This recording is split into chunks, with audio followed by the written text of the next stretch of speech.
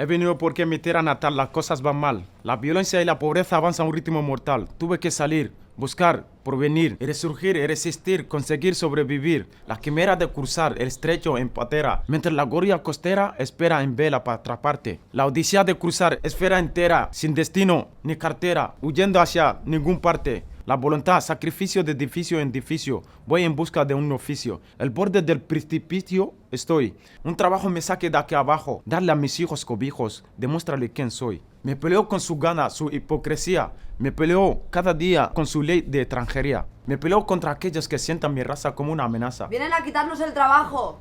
Esos que se meten basa y te rechazan. Se aprovechan de nuestra sanidad y de las ayudas públicas.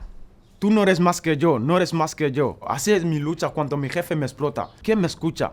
Sin papeles no hay trabajo. Sin trabajo no hay papeles. Espirales extrañas, España me atrapó en sus redes. ¿Qué puedo hacer? Respiro desesperanza, malvivo a un suelo oscuro porque mi alquiler no alcanza. Acudo al locutorio diario, es mi deber. Saber cómo están los míos, qué tendrá para comer. Algunos patriotas idiotas me tratan cual bestia. Abuso al encubierto, al uso del intruso, que es una molestia. Vuelve a la selva, negro, este no es tu pueblo.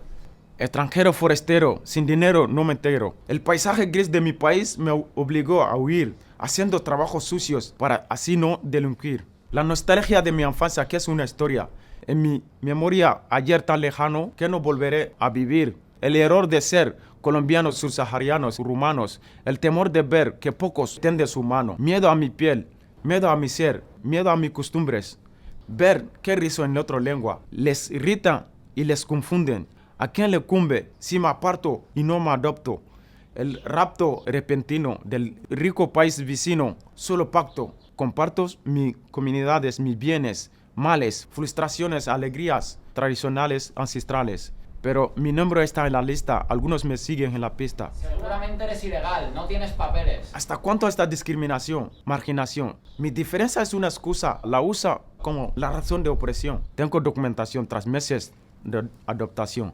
Tras aprender vuestro idioma, una profesión, estudiaré vuestra cultura, aprenderé sus detalles. Si tus calles me acogen, me quedaré, compartiré mis costumbres, hasta el color de mi piel. Si tus calles me odian, aquí estaré. Vino para quedarme, así que acostúmbrate.